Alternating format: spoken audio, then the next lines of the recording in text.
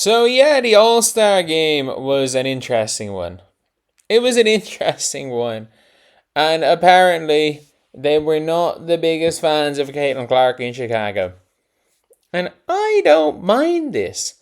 I do not mind all of this. I'm going to be very clear. Be very, very clear. The tickets for last year's game and this year's game. The tickets for last year's game get in were $70. The get in price a week before All-Star game, the get in price was $90. Caitlin Clark goes and averages 30 over the next 3 games to get in price of $300. Let's be very clear here. The people were rocking up to watch Caitlin Clark. And this is a weird one because I've been talking to some people that were at the game. They were saying that it was a small minority of people that booed, but what they ended up doing was the dumbest shit ever. So, apparently, they took away, because people had booed, they took away all crowd sound. So they didn't even have any cheers. So let's take a listen to this. A record-setting scorer and one of the game's premier facilitators makes her third All-Star appearance from the Indiana Fever, Caitlin Clark! So everyone's saying that you can hear a boo. You can just hear the music. They basically shut out any of the crowd sound. On the broadcast, it was odd, and apparently even in the arena, it felt like they were trying to muffle the sound for Jess Shepherd, Caitlin Clark, and then for the next team, they got it right. So if you listen to all of Caitlin Clark's team, including Angel Wilson, it's like that. But some hilarious moments here. There were some hilarious moments. This is my favorite. This is one of my favorite pictures. So you've got Angel Reese's mom and Wendell Carter Jr. and all the Chicago Sky fans just staring Caitlin Clark out of it, while Caitlin Clark is hitting a 30-foot shot. This is like possession 2 of the game. Caitlin Clark's hitting a 30-foot shot, possession 2 of the game, and she is being stared out of it by Angel Reese's family. Like, that is hilarious. And let's be very real. Like, when it came to Caitlin Clark as well, if you guys didn't see at the end of the game, where for some reason they interviewed Caitlin Clark instead of Jonquel Jones, Caitlin's basically like, why are you giving this to me? Jonquel has no idea what's going on. It looks like Olivia Miles thinks she's about to be given MVP. And Angel Reese is just giving a death stare towards Caitlin Clark. And it's like, oh, I'm okay with this rivalry. Like, it is so clear to Caitlin Clark and Angel Reese. It's so clear there is a level of professional respect there. It's so clear they don't like each other. That is fine. It is fine they don't like each other. That is absolutely fine. But it is so funny seeing some of the things where it's like, you can tell that some of the fans, the Chicago Sky fans, despise Caitlin Clark, and that's fine. Her team is 9-1 against you guys over the last 3 years. It's like Fever fans despising Angel Wilson when I think they beat them 13 times in a row. Let it happen.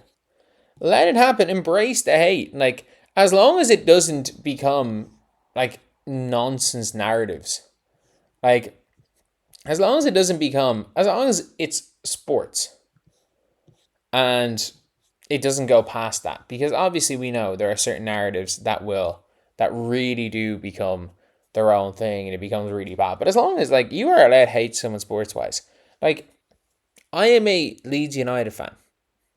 I grew up in Ireland with Manchester United winning everything, and I hated Ronaldo. I used to celebrate when Ronaldo lost. I still do. Nothing more than that. I don't hate him as a person, but like, when you cross over into that, it becomes making it like a character thing. At the end of the day, there is a level of, like, competitive resentment is fine. Not liking somebody is fine.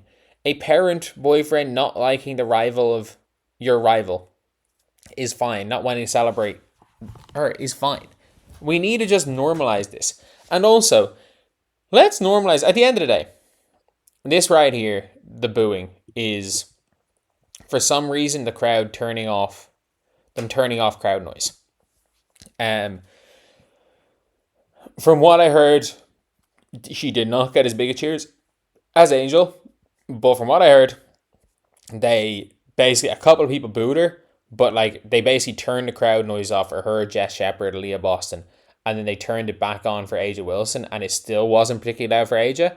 But as from what I heard, Paige and Angel Reese had the biggest cheer, which is to be expected.